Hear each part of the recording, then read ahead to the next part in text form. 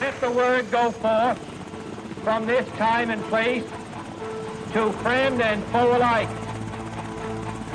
This is preeminently the time to speak the truth, the whole truth, frankly and boldly.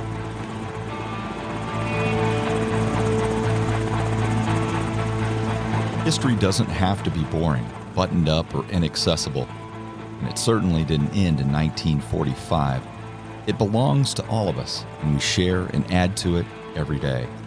Welcome to the History A Go-Go podcast, where I interview interesting guests, cover a motley crew of topics, and it's a place where you can sit, think, and drink all at the same time. I'm your host, Rob Mellon. My guest today is author and historian James B. Mills. A native of Australia, he became enamored with the American West as a child, and today he is a grassroots historian and published writer. He has researched several Wild West figures. The upcoming December 2020 issue of Wild West magazine will feature two of his articles pertaining to Billy the Kid and the Lincoln County War. He is presently working on a book entitled The Nature of Billy the Kid, El Bandido Simpático. Welcome, James B. Mills. Hola, ¿cómo estás? Muy bien, gracias. Bien. Very good. Yeah, thank you. Español? Un poquito. Good start. Well, you may have been expecting a g'day, mate, or something like that, but... Yeah, that's right. Thank you. Yeah, down under. Well, it is tradition here, James, to accompany the conversation with a special brew. And today, in honor of the Wild West legend Billy the Kid, we have Billy the Kid Amber from the Bonito Valley Brewing Company of Lincoln, New Mexico. This hoppy American amber is inspired by the legendary gunman, the Kid, embodying his restless, bold, and risky character. Remember, the best way to enjoy the podcast is with a featured brew, or one of your choice. And to get the new episodes immediately when they're released, subscribe to the podcast wherever you get your podcast. Like our Facebook page and leave a comment or a suggestion. And for the growing list of listeners, now from over 40 countries, thank you and cheers. Little is known about Henry McCarty in his early years, better known as Billy the Kid. So where was he born? What do you know, if anything, about his parents? And how did he become orphaned? Because that's the image that you always get from the histories. Well, there's not much to tell. We know his mother's name was Catherine. Catherine McCarty. Well, that's what we know her as. We know he was Irish. I mean, the name McCarty says it all. Where was he born? We don't know for certain. There's absolutely no way we can definitively state he was born here because we simply do not have a definitive historical record of it. What we do have is some evidence that points very strongly that he was born somewhere in the state of New York. Probably the most vital piece of evidence that points to that is his brother. He had a younger brother, Joseph, or Josie, as it appears the family called him. He listed his place of birth on census records as New York. Now, it stands to reason if younger brother was born in New York, older brother probably was too. And he did tell some of his contemporaries, such as George Coe, who he rode with during the Lincoln County War, that he was from New York. Frank Coe, and George Coe's cousin, also remembered that the kid told him he was from New York. The first piece of national press that he ever received, actually, on December 27th, 1880, after Pat Garrett had captured him. I know this is jumping forward, but it's important. The New York Daily Sun put out it was a very embellished article, but it wrote, gang led by New York youth. So the word even then was that he was from New York. So New York State, we don't know where. We don't know if it was in the city. We don't know. There's a couple of theories, one by historian Jack DeMattos. Hi, Jack. I know you'll be listening. That's a very good one. Frederick Nolan also came up with an interesting theory. That's as far as it goes. So it would appear New York. When he was born, the traditional... well, I don't even want to bring it up. There's been the traditional idea that he was born in 1859. He probably was. He may well have been born in 1860. There's a chance he may have been younger. than he told people. A few people who knew him basically implied that he looked younger than he supposedly was. But then you get teenagers that sometimes just do look a couple of years younger than they are. So, Right. But probably the best way to sum that up is his mother's name was Catherine. We don't know anything. There is one possibility that his father may have been Patrick McCarty. That's Jack DeMatteis's theory.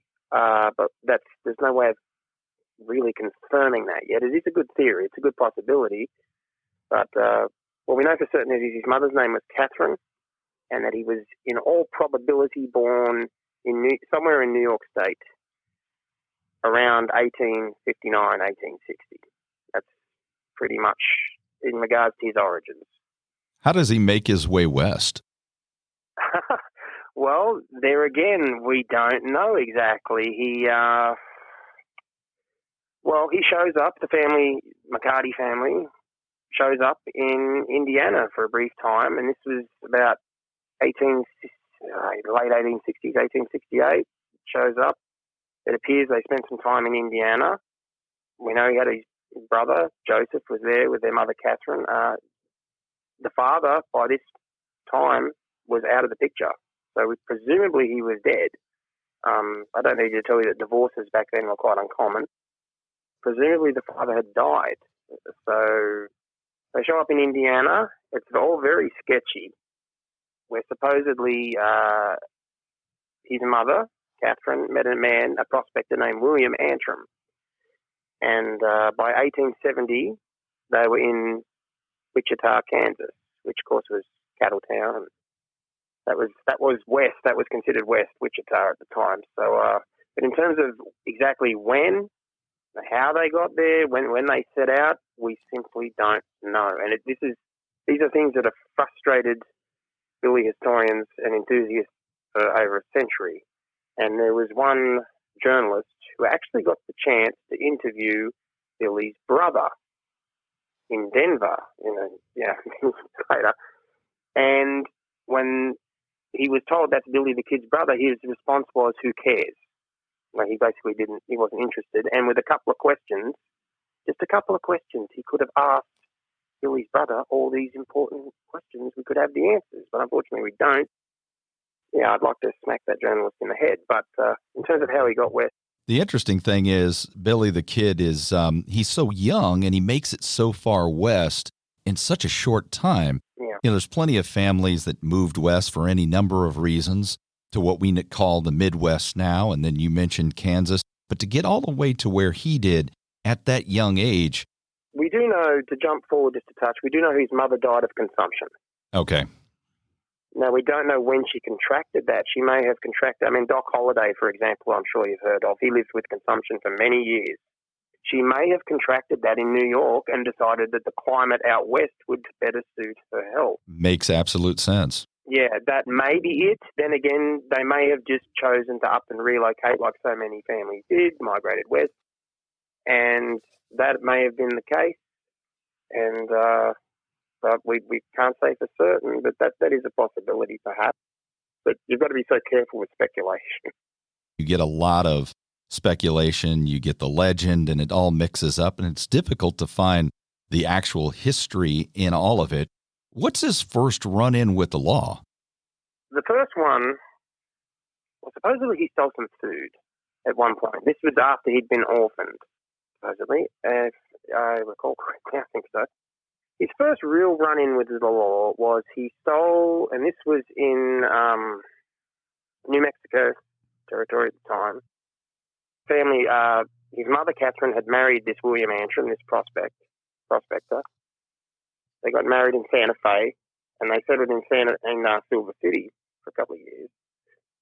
And basically, Henry got caught up with this young rascal. Well, Henry was a little bit of a rascal himself, who was known as Sombrero Jack, and they stole some laundry from a Chinese laundry, and that was basically his first run-in, and he got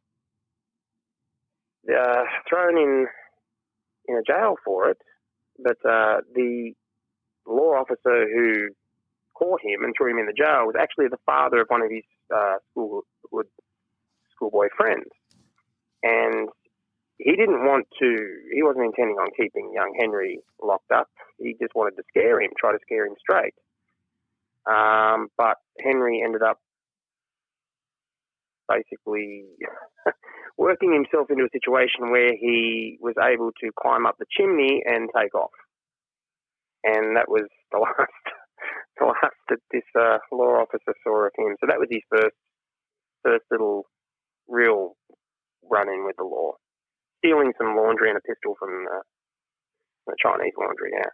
So when does he actually meet Tunstall and does he start working for him, or is he just associated with him? Because throughout all of the Hollywood representations, you just get lost in what actually happened. So when he meets Tunstall for the first time, does he strike up a relationship with him? Oh, geez, their relationship, it is very prone to exaggeration.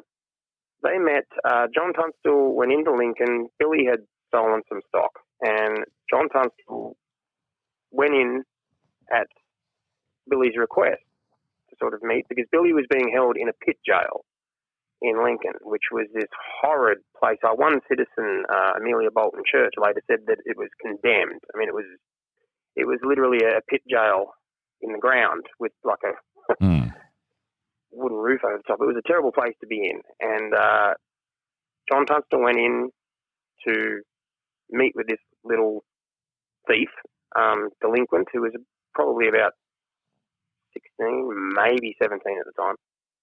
And Tunstall had every right to just turn on his heels and leave this delinquent to his fate, but I think he looked down into the pit jail and he saw this young kid who looked like he should have been attending school rather than stealing horses, and he offered him a job, basically. And we don't know his exact motivations. He may have taken pity on this young Irish ragamuffin, or he may have just, there is a possibility he may have wanted to use the kid to possibly testify against the other, horse thieves that he'd rode with.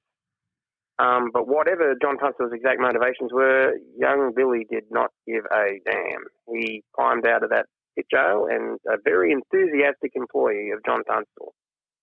This was in November 1877, and for the next 3 months, until Tunstall's death, Billy rode the straight and narrow. He made an honest living working as a cowhand, cow puncher, ranch hand, cow puncher. He knew how to cowboy, and he was good with a gun. And John Tunstall needed men who were good with a gun because of the hostility in Lincoln County at the time. Billy, when he fled Arizona after the Arizona Territory at the time, after the first shooting he was involved in, he could not have picked a worse place to go than Lincoln County. Short of riding headlong into an Apache stronghold, he could not have picked a worse place to end up. But he went the straight and narrow working for John Tunstall. And but then, of course, Tunstall was murdered and things changed. So the other group that you often hear about is the Santa Fe Ring. Could you describe them and this whole conflict that you mentioned Billy goes headlong into? The group in Lincoln that he ended up in conflict with were known as the House. They had the financial backing of the Santa Fe Ring. Okay. James J. Dolan had and John Riley, they'd mortgaged their property to Thomas B. Catron, who was the central figure, I guess you could say the head of the Santa Fe Ring.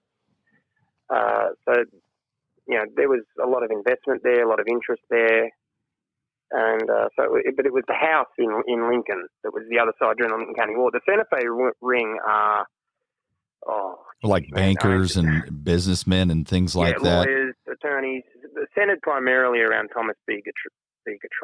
They were it's a tangled web to uncover. This was not an official organization. They didn't hold induction ceremonies, and they didn't carry membership cards.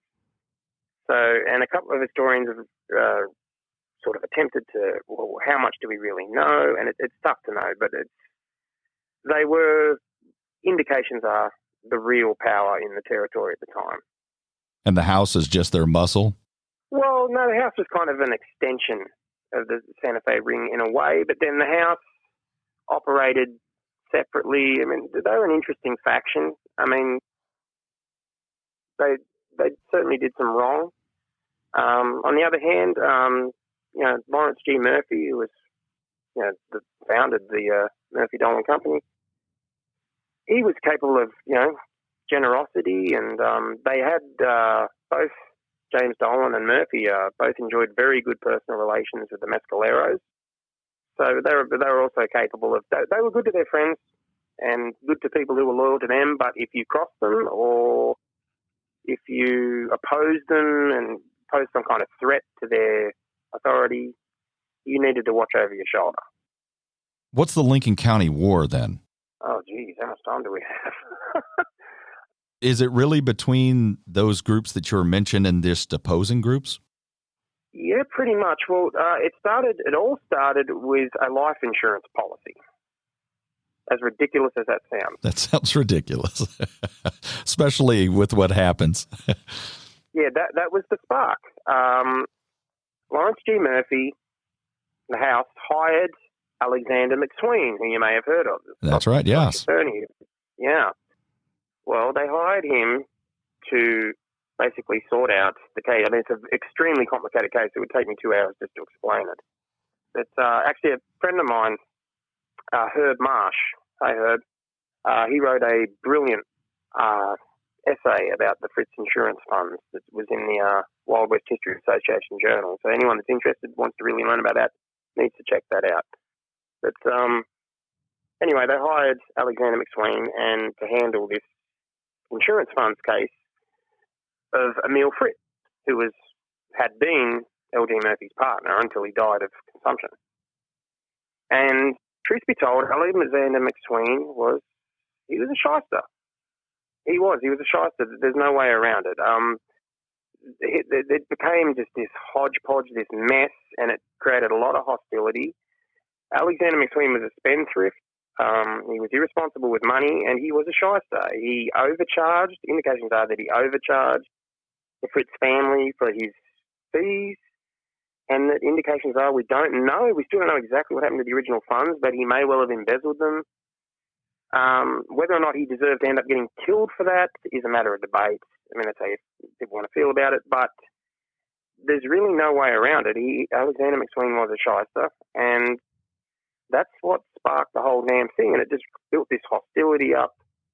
And then John Tunstall, of course, came into Lincoln County and basically went into a partnership with Alexander McSween, and John Chisholm, the powerful cattleman, served as their silent partner.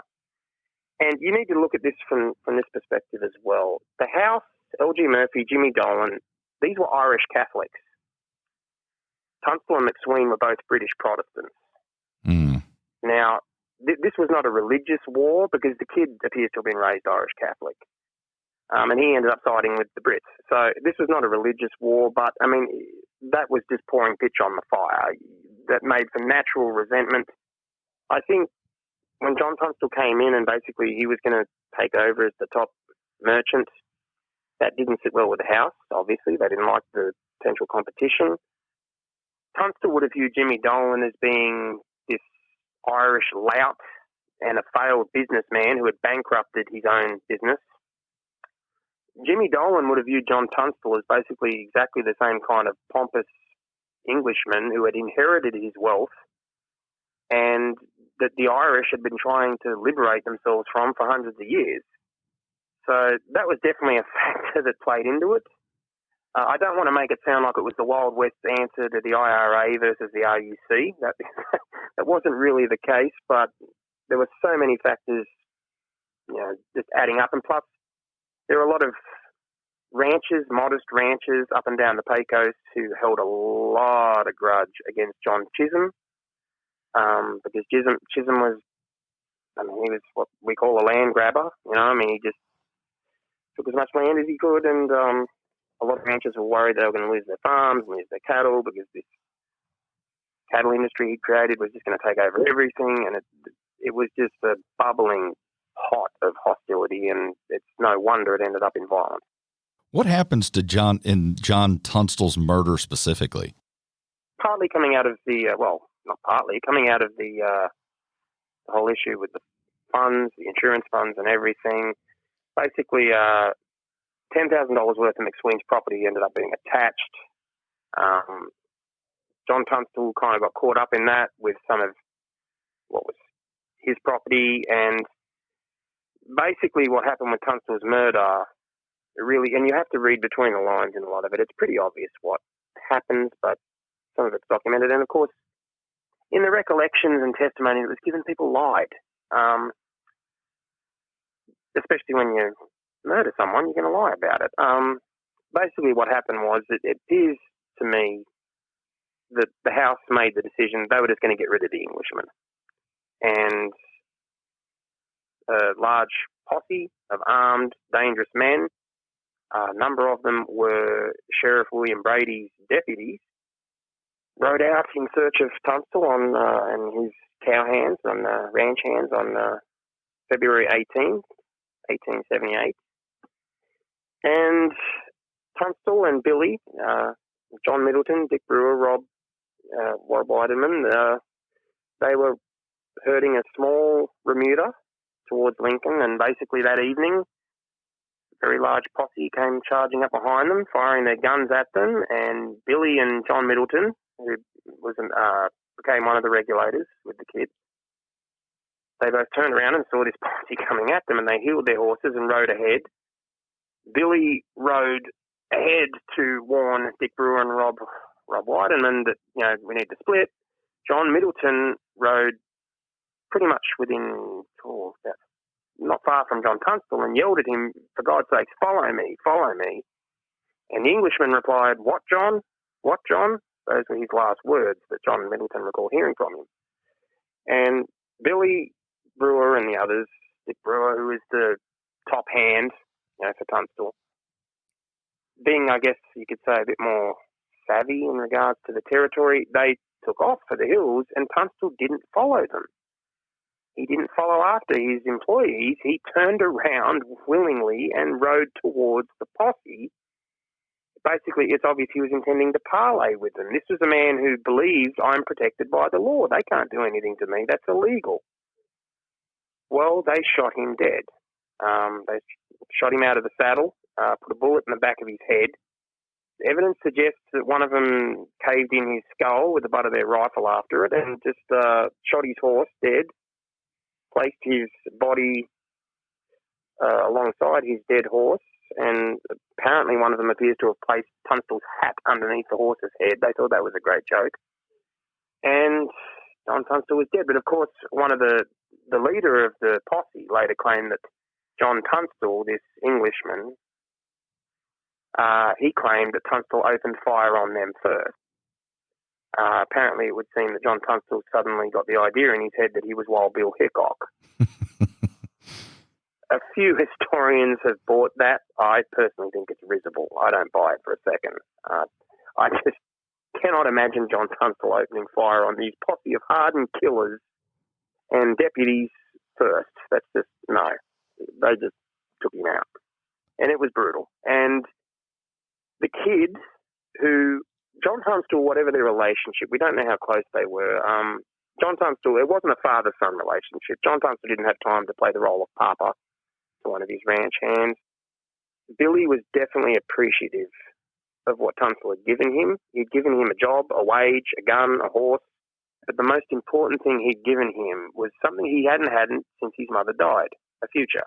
And at the time of Tunstall's murder, Billy and another one of Tunstall's ranch hands, Fred White, who was a part Chickasaw Indian, who Billy became very good friends with, they were actually in the process of investing in their own ranch on the Penasco, on the Rio Penasco.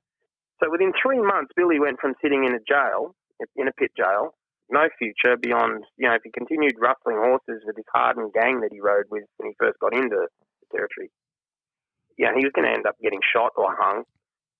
And within 3 months of working with John Tunstall, he's about to, partner up with Fred White, and they're going to get a ranch, their own ranch. I mean, he's going to be operating his own ranch. I mean, you couldn't ask for more at that time. And with Tunstall murdered, that all went out the window. And to use an American parlance, Billy was pissed. They don't use that in Australia. No, in Australia, pissed means drunk. Okay, yeah. Yeah, the same as in Britain. Yeah, if we say someone's pissed, we mean he's drunk. Yeah. I don't know why, but you guys use pissed for angry. We use that for drunk. Yes. So is that when the Regulators were formed? Was it that murder that prompted the Regulators? Yeah. Very soon after they formed a vigilante group. There was originally 10 of them, and Dick Brewer was the captain, Richard M. Brewer. Billy was amongst them, of course, and John Middleton, Fred White, a couple other ranchers, Josiah Doc Skurlock, Charlie Bowdry, Sam Smith. There was also a former Chisholm hand, Frank McNabb, and they formed a vigilante group basically, and they got the warrant to go after Tunstall's killers, but the sheriff in Lincoln County, Sheriff William Brady, was aligned with the House. And 3 days after Tunstall's murder, Billy, Fred White, and Atanasio Martinez, who was a constable, attempted to serve the warrants down at the Dolan store for the men there who had been a part of the posse. And Sheriff Brady arrested Billy and Fred White and Martinez and took their guns off them and marched them up to the pit jail and threw them in there. He let Atanasio Martinez out, but he kept Billy and Fred White locked up for 3 days. So you've got to imagine how angry he would have been. He's back where he started. Tunstall's just been murdered and he's back in the pit jail. And he missed Tunstall's funeral because he was in the pit jail. And the Regulators certainly had reason to believe that Brady, we don't know for certain, but I think you'd have to be pretty naive to think that he would have had no foreknowledge of the plan to kill Tunstall. I mean, he was in the thick of things. He was aligned with the House. He was in with the House. And, I mean, members of his own deputies were a part of the posse. So they formed a vigilante group, and they set out to go after some of Tunstall's murderers, and they caught up with a couple of them, Bill Morton and Frank Baker, chased them down for about 6 miles, took them prisoner for a few days, and we don't know exactly how it went. We have some theories and conflicting testimony, but anyway, it ended up with the Regulators shot dead Bill Morton and Frank Baker, and there was another man there who was supposedly a sympathiser to them, who the Regulators considered a traitor, and apparently Frank McNabb, or possibly Henry Brown, who was another Regulator, shot him in the head first. And then Morton and Baker, knowing their time was up, tried to take off. The Regulators chased them down and just plugged them with bullets. And Billy, that was fine with the kid. He was very vengeful, very angry at the time. He told his friend George Coe, who would eventually join the Regulator cause, he told him later, he said, "Of course, you know, George, I never meant to let them birds reach Lincoln alive." That was his view of it. He was, as far as he was concerned, that was the way to deal with them, because you couldn't hand them over to the sheriff, because the sheriff would set them free. They might as well have just set them free themselves. They couldn't hand them over to Sheriff William Brady, because that just wasn't going to work. So they had to take the law into their own hands. When did this situation turn into just an angry young man into an actual legend, and Billy the Kid, and as one of the most infamous gunslingers in the West? Well, I hate that term. Gunslinger. It's a Hollywood term. Nobody used that in the West. My first apology. Nobody used that term on the frontier. No, you don't need to apologise. It's very common, but no, there's no evidence that term was ever used actually in the West. Gunman was the term, or shootist or shooter, but or sometimes a man killer. That was the term used for someone who used a gun. When does just an angry young man become the legend that we all hear about even today? And I know, as you mentioned, Hollywood plays a huge role in that, but something has to happen before that, in that time period, to make him known. Well, that came a couple of years later, after the Lincoln County War. Billy was known throughout the territory. A lot of his exploits were exaggerated. He was given the alias Billy the Kid by a journalist writing for the Las Vegas Gazette. Now, he didn't pick that nickname. It's not like he went around introducing himself to people as Billy the Kid. He was known throughout the Lincoln County War, nickname-wise, he was known as Kid Antrim. He was never able to shake his stepfather's surname. It was the newspapers that gave him the name Billy the Kid. And they gave it to him about 6 months before he was killed. The legend, if you want to look at a point where,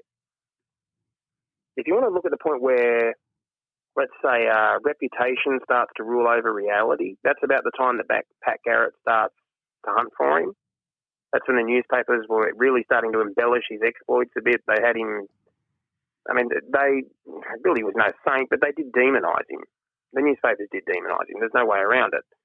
And that's where that kind of started. But if you really want to look at the point where you can see the launching pad for the legend, it was his escape from jail on April 28th, 1881. Right. That was the launching pad, because that was when he suddenly started really picking up. He was not only picking up national press, he was picking up international press. They were writing about him in newspapers in England, in Ireland. After his jailbreak in April 1881, that was the point. And of course, then he was killed a few months later. And then you get the sensationalist writers that wrote him up as being this psychopathic, just this vicious killer. And then it kind of died off for a while. But then a man named Walter Noble Burns wrote a book called The Saga of Billy the Kid. And when that came out in early 20th century, that really kind of launched him again in terms of fame. And they made the first movie, really, the first sound film anyway, and off to the races they went. Now, your research takes you into his relationship with the Hispanic community that's in New Mexico. Yeah. Could you describe that and why it was so, I guess, such a strong relationship or positive relationship? Oh, well, there's a variety of reasons for that. First of all, when he arrived in Lincoln County, he spoke fluent Spanish. Or I should say then it's Nuevo Mexican variation of Spanish, because there's variations in New Mexican Spanish as there is to regular Spanish. But then you find that all throughout South America as well. In Mexico, James would be referred to as Santiago. In South America, I'd be known as Diego. It just varies from place to place. He spoke fluent Spanish, and pretty much from the time he arrived, and I'd say when he started working for John Tunstall, he just formed a bond. He spoke their language. He would have already started picking that up in his childhood, living in Silver City. A lot of young white men just looked upon Hispanos as being inferior, or greasers, as the racist term was used. Billy just didn't. He didn't look at them as racially inferior. He enjoyed their company. He spoke their language. He loved their dances. Clearly, enjoyed their food. Considering his Irish stomach, I presume he must have had a pretty clean colon. There was just a bond that steadily increased, and it got to the point where I'd say probably at least the last 2 years of Billy's life, he probably spent more time speaking Spanish than he did English, because, these are the people he lived amongst. He crossed the cultural divide. He started dressing like them. He started wearing beaded moccasins, sombreros. He became Frank Coe, who was the regulator that rode with him, basically said he was one of them. He became one of them. And the reasons for their affection for him was that simply he was very good to them. He was never condescending to them. He was very well-mannered, which he had to be. Manners were paramount amongst the Hispanos. Politeness was very important. He just fit in well with them. Their reasons for supporting him were, that goes way back to before Billy was even born. The Hispanic population of New Mexico, they did get a raw deal in some ways out of the Treaty of Guadalupe Hidalgo following the Mexican-American War. And basically, a lot of Hispanos ended up losing their lands. There was a migration of Anglos that came into the territory. The Santa Fe Ring, acquired through shifty means, I'll say. Even if they weren't shifty, they were pretty sleazy means. Acquired a lot of land grants, and a lot of Hispanos basically had their land sold out from under them, and it caused a lot of resentment amongst the impoverished Hispanos. There were some some prosperous Hispanos. In Lincoln, Jose Montano, Juan Patron, both very successful businessmen. Juan Patron was a very intelligent man, very successful, and but they were the minority. Majority of Hispanos at that time were illiterate, not because they were stupid, but simply because the education just wasn't really available to them. Unless they were going into the priesthood, literacy just wasn't considered vital. And when you can't read or write, you can be easily exploited. And Frank Coe later said, this was as he remembered things, that L.G. Murphy would mortgage the Hispanos' properties. The Hispanos didn't understand what mortgages were, and then he would just foreclose and take the property. And there was a lot of resentment. Hispano got shot. John Tunstall actually wrote about it in a letter. Hispano got shot for referring to a man simply as a gringo, which was a derogatory term to use, but geez. And so, I mean, there was a lot of resentment amongst the Hispano population towards the Anglo establishment. And then along comes Bilito, and he rebels against the Anglo establishment. He fights against the house. He rebels against the Santa Fe ring. A lot of Anglo cattlemen, because sheep herding was a very common profession amongst the Hispanos. And of course, Anglo cattlemen viewed sheep herders as pestilence, because once the sheep grazed, the cattle wouldn't graze in those spots. So there was conflict there. And of course, Billy rustled, he stole cattle from the rich cattlemen, and the Hispanos weren't going to begrudge him for that. And they saw in the kid someone who was basically taking it to their enemies. And he was also very good to them. He took up for them. He helped them in a number of ways. He was very generous towards them. And it was a simpatico relationship. And if you read, it's amazing. If you read the newspaper report of this bloodthirsty killer with no redeeming qualities, as one reporter put it, and then you read the recollections of the people who actually knew him rather than just knew of him or just knew him by reputation, you would honestly think you're reading about two completely different people. If you read the Hispano recollections of Billy, you're reading about a totally different person to the legendary bloodthirsty outlaw. You're reading about a kind, courteous, generous, very considerate, and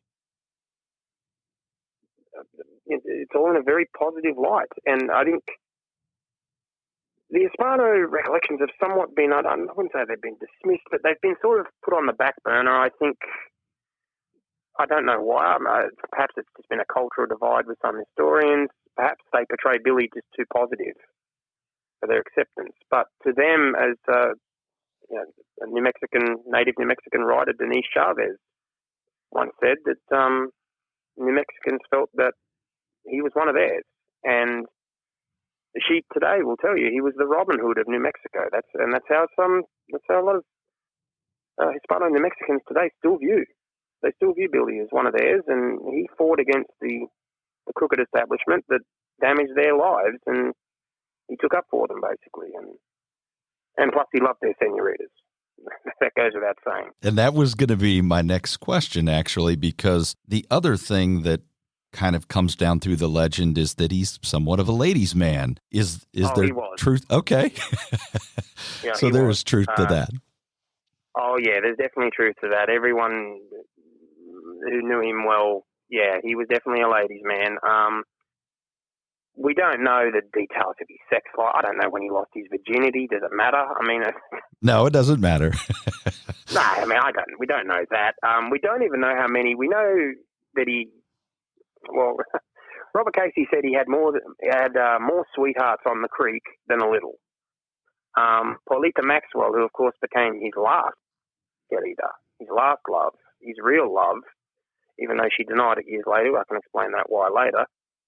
She said that, he had a señorita in every placita. There was a little senorita who was proud to call herself Billy's love. Yeah, he was very much a ladies' man. The cowboys remembered him as that. Actually, at one point, this was prior to the Lincoln County War, he was staying with Charlie Bowdry, who became one of the Regulators. Charlie Bowdry, of course, was married to a young Hispano woman, and Charlie Bowdry got very irritated because Billy could talk with her in fluent Spanish and he couldn't. So he basically dumped the kid off at Frank Coe's place.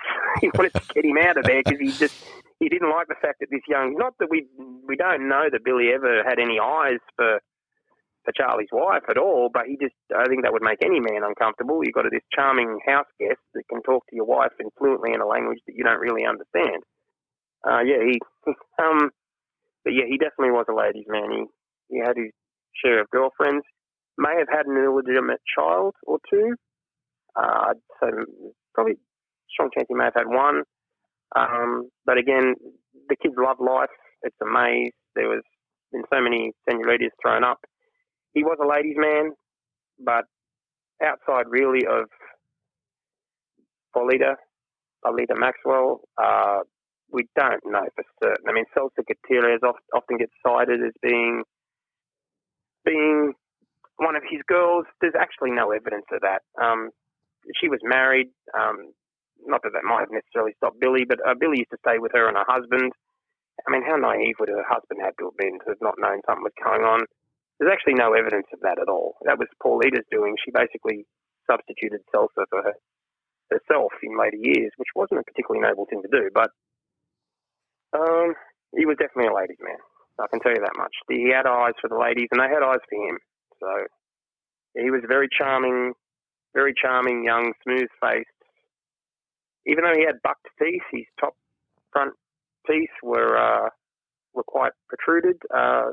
They remembered his smile as being a very pleasant thing, and Paulita said he was always laughing, and he danced remarkably well. He loved dancing, absolutely loved dancing.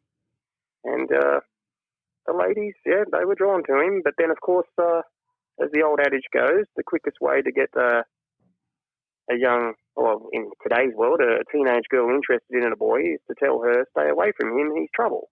Right, yeah. Yeah, if you tell a teenage girl, stay away from that boy, he's trouble, nothing will make her go after him quicker. But he was definitely he was definitely a ladies' man. Let's get back to the trouble a little bit. Back to the trouble. The famous jailbreak. Yeah. Could you explain what happens there? I know there's a couple, he guns down a couple of people. And as you mentioned, that gains international notoriety. But what happens in that jailbreak? And then from there, he doesn't live for very much. I mean, he's not alive for much longer after that. No. Okay, the jailbreak. Well, it was April 28th, 1881 in Lincoln. It was a warm day. About 6 o'clock, one of the two guards were Bob Ollinger, James W. Bell. Bob Ollinger, there's no other way to put it, he was a bastard. He was a mean son of a bitch. He was a ruthless murderer. And he tormented the kid like you wouldn't believe. They despised each other, Billy and Bob Ollinger. Bob Ollinger had shot and murdered a man named John Jones, who had actually fought on the other side of the Lincoln County War, but Billy appears to have remained close with the Jones family. Billy certainly didn't like that. Even the men who rode alongside Bob Ollinger in the Lincoln County War, even they didn't speak of him fondly later. They said he was a murderer. This was a very nefarious. Even Pat Garrett didn't like him. Pat Garrett actually told people later that he was afraid to sleep around him. But he needed him because he was an imposing big man, and that was useful to guard the kid. I mean, when Pat Garrett's afraid to sleep around somebody, that should tell you, what they're like.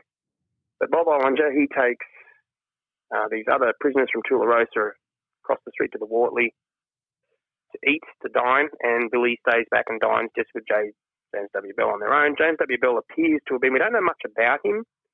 He appears to have been pretty amicable. Billy later would tell friends that he didn't want to kill him, wasn't planning to kill him. Basically, Billy asked him to take him out to the privy. And of course, that was a part of Bell's duties, escorted him out the back of the courthouse. Billy was in chains. And they head back into the courthouse after Billy does what he has to do, and they're getting back up the stairs. And Billy it would seem, noticed that Bell had let his guard down. Now, Pat Garrett could not have gone over it more times, for he was out of town at the time on business, and he could not have gone over it more. He told them, do not let your guard down. You let your guard down for one moment, he'll kill the both of you and leave. Well, Bell let his guard down when they were heading back up the stairs of the courthouse, and Billy slipped one of the handcuffs over his wrist and spun around and walloped Bell over the head a couple of times. They got into a tussle, and Billy ended up with Bell's gun lying flat on his stomach on the floor with Bell's own pistol pointed at him and told him to throw up his hands. James W. Bell made a horrible mistake. Understandable, though. Instinctively, he turned to run. Tried to run away down the stairs rather than throwing up his hands. Billy, as he later said, it was a case of have to, not want to.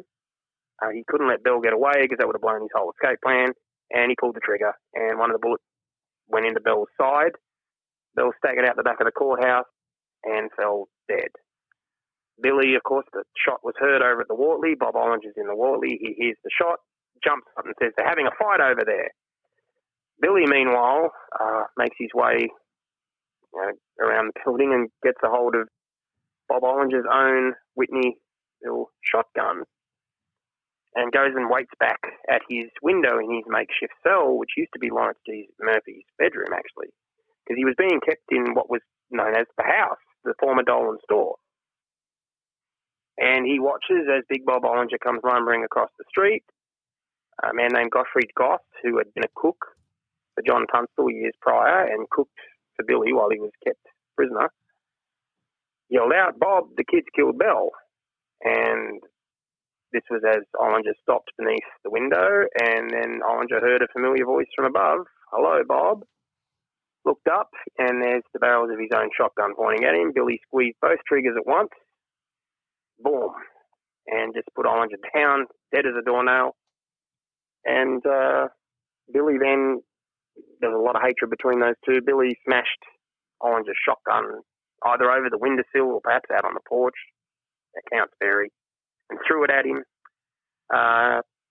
Gottfried Goss threw a pickaxe up to Billy, and the kid, this is an astonishing thing about Billy, and this is the kind of thing that draws people to him.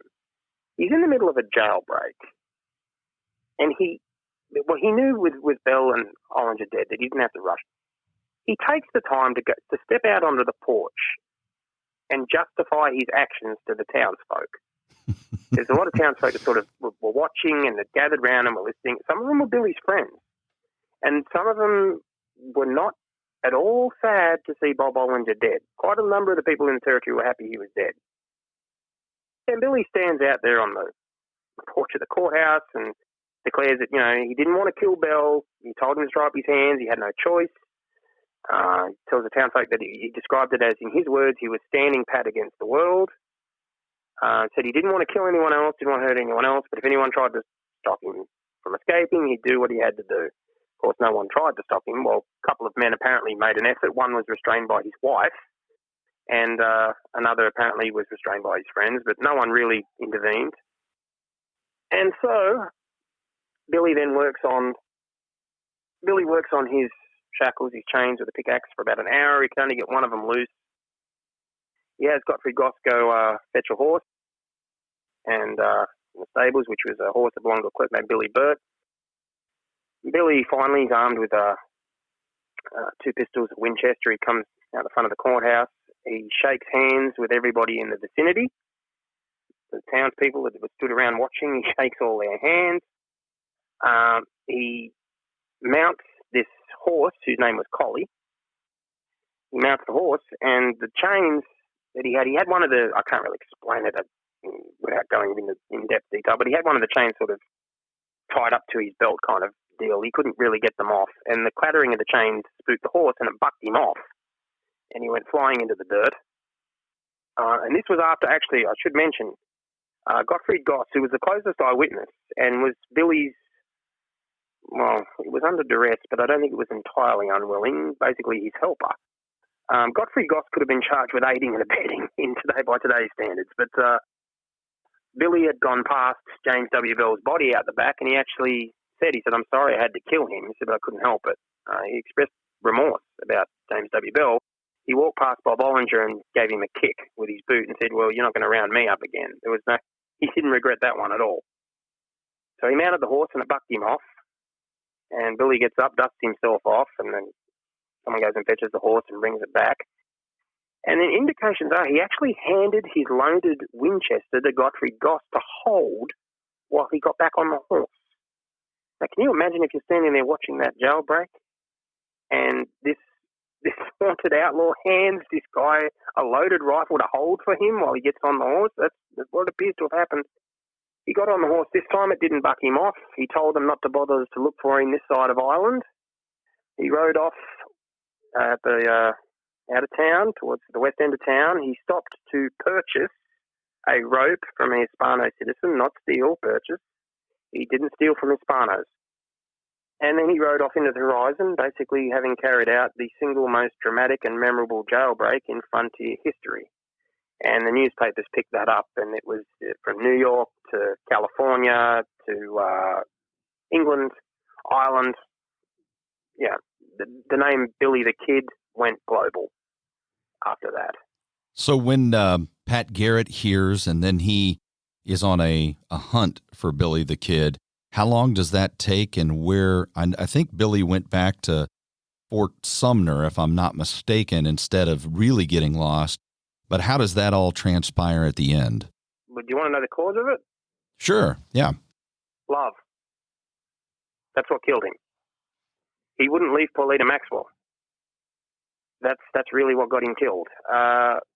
He stopped at a friend Martin Chavez's ranch at one point when he was heading back to Fort Sumner, and Martin Chavez, just like Eno Salazar and other amigos of his, told him, leave, go to Old Mexico, get out of here. And Billy turned straight around to Martin Chavez and said, no. He said, if I'm going with the girl who's to be my wife. And he even said to him something along the lines of, if I die, okay, then I die for her. And he went back to Fort Sumner, made his way back there, and he would not leave without Paulita Maxwell. Now, the word is that Paulita Maxwell was reluctant, understandably. Paulita was 17 at the time. She was reluctant to leave her mother, because her mother was, which is fair enough. The problem was Paulita had an older brother named Pete Maxwell. Well, the problem for Billy anyway. Pete Maxwell basically, and there were several people who said, and there was a resident of Fort Sumner who actually ended up acting as one of Billy's pallbearers and amazingly lived till 1958.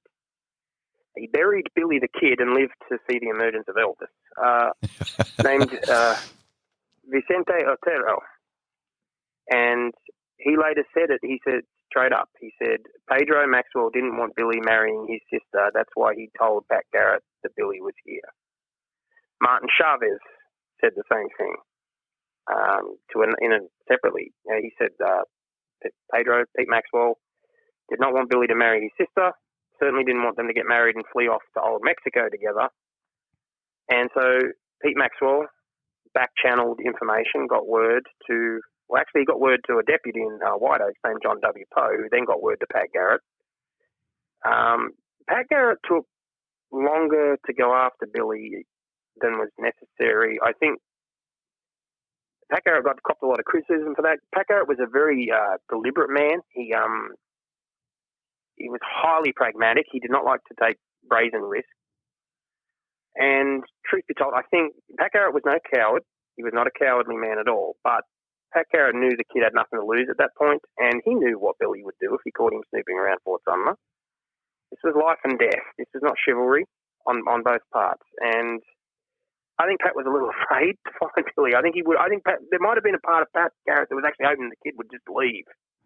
But he had to go investigate, and Billy wouldn't leave Paulita. And eventually Garrett, just by happenstance really, ended up in Pete Maxwell's bedroom on the night of July 14th, 1881. And about 12:30 a.m. of July 15th, Billy comes along walking in the dark towards the Maxwell house, and Garrett's two deputies are sat out the front of the place, or out the front, and Billy spots them in the dark. He pulls a pistol on him and says, Kin ass, who is it? He didn't know who they were, and backed into the bedroom, went over to Pedro Maxwell, asked him, who are those fellas outside in Espanol? And then he sensed that someone was sitting at the end of the bed, which of course was Pat Garrett, in the dark, and Billy backed away and said again, "¿Quién es? ¿Quién es? Who is it?" And apparently it seems he finally asked in English, "Who is it?"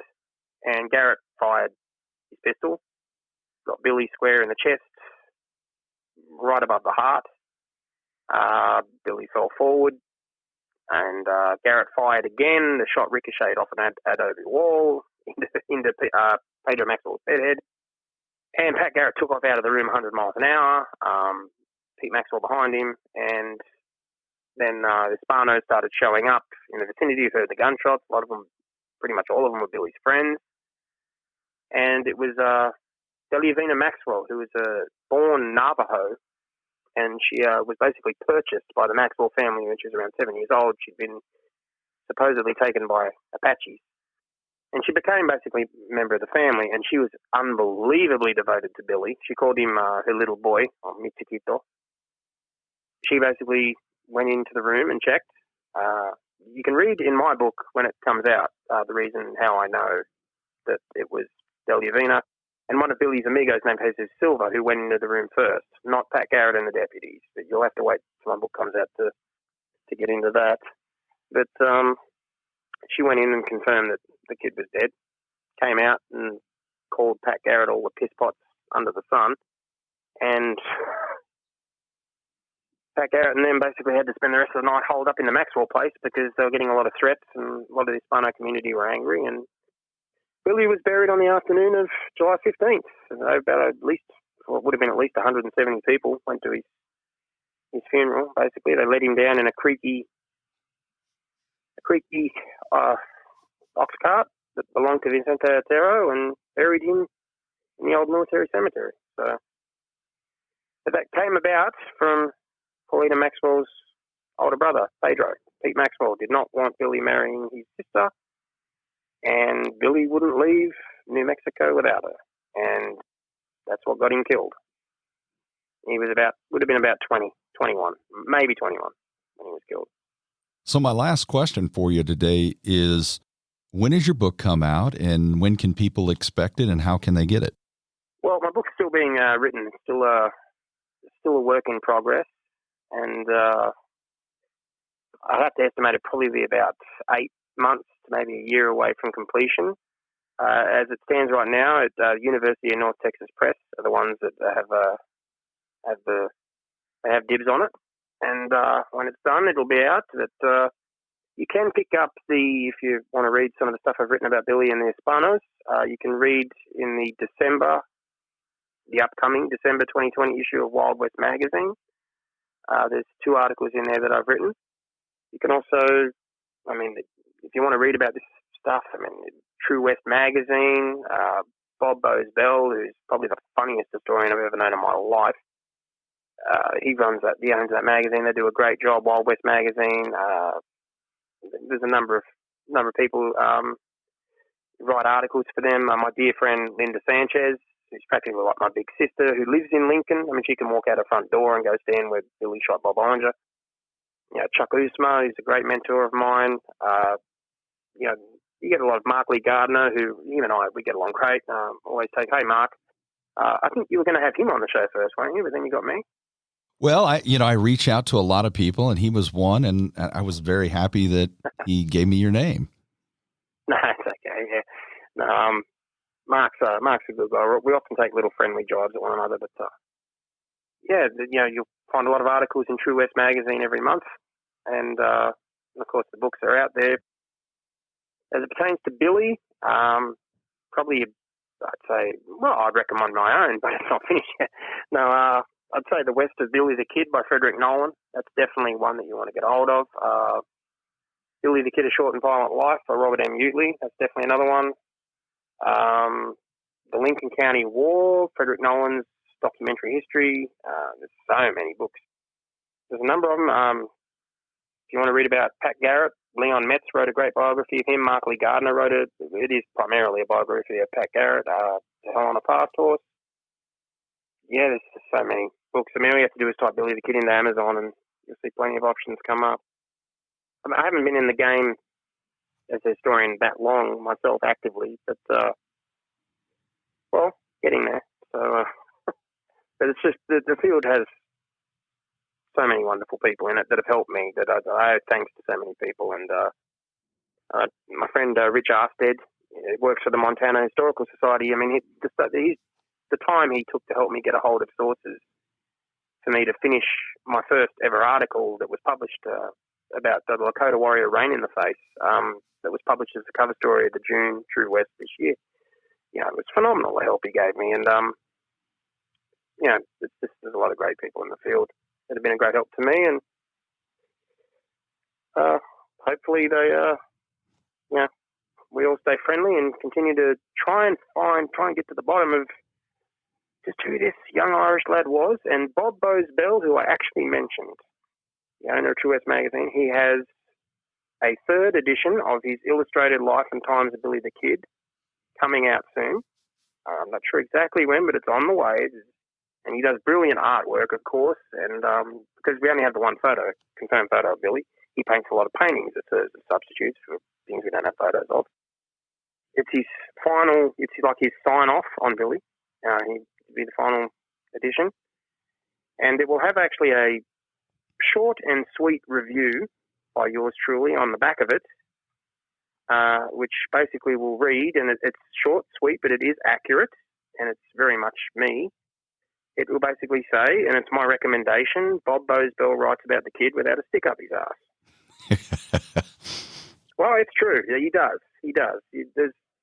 Some historians they tend to forget that this was the time and place that these guys lived in became known as the Wild West for a reason. If you're looking for a moral treatise and some pure as the driven snow character, you're probably not going to find them on the frontier. This was a very violent and desperate time. And I think that's what draws a lot of people to that part of the history.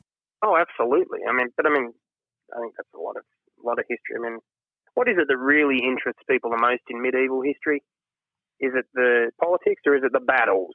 Is it the blood and thunder and the swords and the shields and the arrows? The battles. And I think when I've always said to historians, I say, well, you've got to be careful we don't make these outlaws, and these gunmen seem too positive. I'm like, well, yeah, that's fair enough. They were complex people, but as I always say, when you went to watch a John Wayne movie as a kid, did you go to watch John Wayne peacefully negotiate with his enemies? No. I went to watch him shoot the bad guys. I mean, same with Clint Eastwood movies. Anyone ever go see a Clint Eastwood movie to watch Clint Eastwood sit down and have a nice cup of coffee with the bad guys? No, they went to watch him shoot them. You want to see justice, even if it's not necessarily legal justice. And that time period was hard to differentiate the outlaws from the lawmen at times, because some of the lawmen had been outlaws and done some horrible things. John Thurman, for example, led a gang that gang raped women and shot children, and then he became a marshal in El Paso later on. He'd been a lawman prior to that. And Billy himself once supposedly said to Haskell Jones, a member of the Jones family, he basically summed it up. He just said, it's a funny thing, the law. And it was back then, because, you're talking about a long extinct legal system that, nowadays, if you want to join the police force, you have to have a background check, you have to have a clean record. Back then, no, you didn't have to have a clean record. You could rob banks and be an outlaw in one territorial state, go somewhere else, and you could run and become a town marshal. So, it was a rough and tumble place. And Billy, I think probably more than anything, if I was to describe him, I'd say he was a survivor. Survivor sometimes through, unscrupulous means, but he was a survivor. He did what he had to do to get from one day to the next, as so many did. Wild Bill Hickok, White Earp. It was the frontier. It was called the Wild West for a reason. Well, thanks, James B. Mills. I really appreciate it. No problem. No problem at all. Thank you once again to my guest, author and historian James B. Mills, for shedding some light on the legendary Billy the Kid. If you would like to read James's work, he has 2 articles coming out in the December 2020 issue of Wild West magazine. Now, that is a great magazine with a ton of articles and amazing artwork so I hope you check it out.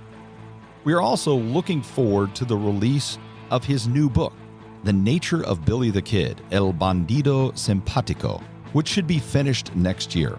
Our featured beer was Billy the Kid Amber from Bonito Valley Brewing Company of Lincoln, New Mexico. The music was provided by the band Bones Fork, and they have new music on the way as well, so we're looking forward to that. There are several new guests and new and fascinating topics coming soon.